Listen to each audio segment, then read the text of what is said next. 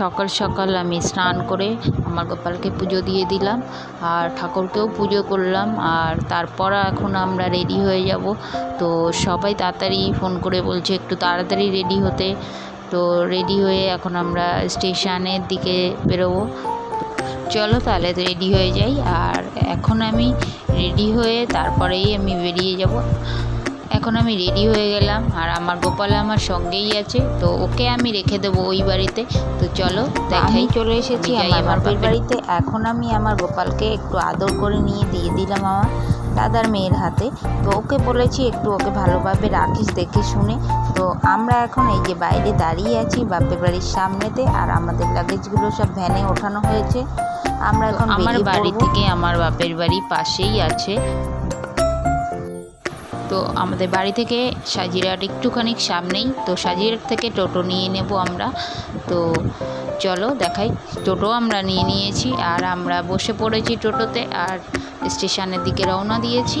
তো সামনেই দেখাচ্ছি তোমাদের রাস্তায় কিছু গাড়ি ঘোড়া চলছে। চলে এসেছি আমরা স্টেশনে আর আমি আর বোন আর দিদির মেয়ে আছে এখানে, আর এখানে আছে দিদির মেয়ে, মা, বড়দি, আমার ছেলে, সবাই আছি। তো আমার বর আর বোনের বর এখন নেই, এখানে দেখা যাচ্ছে না। আমরা এখন আছি মধ্যমগ্রাম স্টেশনে আর এখান থেকে যাব আমরা শিয়ালদা স্টেশনে। আমাদের লাগেজগুলো নামানো হচ্ছে ভ্যান থেকে, এখন নামাচ্ছে লাগেজগুলো আমার বর। তো চলে এসেছি আমরা শিয়ালদা স্টেশনে। তো দিদির মেয়ে দেখে বলছে কত বড় স্টেশন, ও কখনোই আসেনি শিয়ালদা স্টেশনে। তো আমি বলছি তুই হাওড়া স্টেশনে কি গিয়েছিস? বলছে না যাইনি। তো আমি বললাম ঠিক আছে তোকে একদিন নিয়ে যাব হাওড়া স্টেশনে। তো ও খুবই আনন্দ পেয়েছে স্টেশনে এত ভিড় এত লোকজন দেখে। আর এখন আমাদের ট্রেন এখানে চলে এসেছে। তো ট্রেনটা থামলে আমরা ট্রেনে উঠবো। দেখো এখন ট্রেনটা থেমে গিয়েছে আর এখন আমরা সবাই ট্রেনে উঠে পড়বো। ট্রেনে উঠে পড়েছি, এবার সবাইকে বাই বাই। এখন আমাদের ট্রেন শিয়ালদা থেকে ছেড়ে দিয়েছে। তো আমরা এখন রওনা দিয়েছি নিউ জলপাইয়ের জন্য, নিউ জলপাইগুড়ি।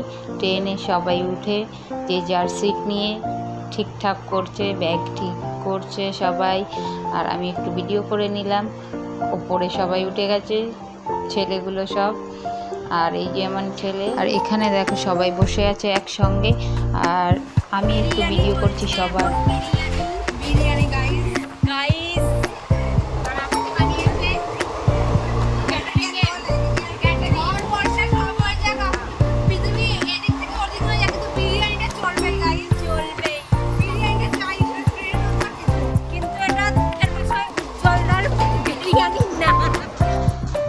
এখানে আমার মা আমাকে খাইয়ে দিচ্ছে আর এখানে সবাই সবাইকেই খাইয়ে দিচ্ছে। আর এখন রাত হয়ে গেছে, আমরা পৌঁছে গিয়েছি ফারাক্কার ব্রিজে। তো ফারাক্কার ব্রিজ সবাই শুনেছ নাম। তো এখানেই আমি আমার ব্লগটা শেষ করছি। আর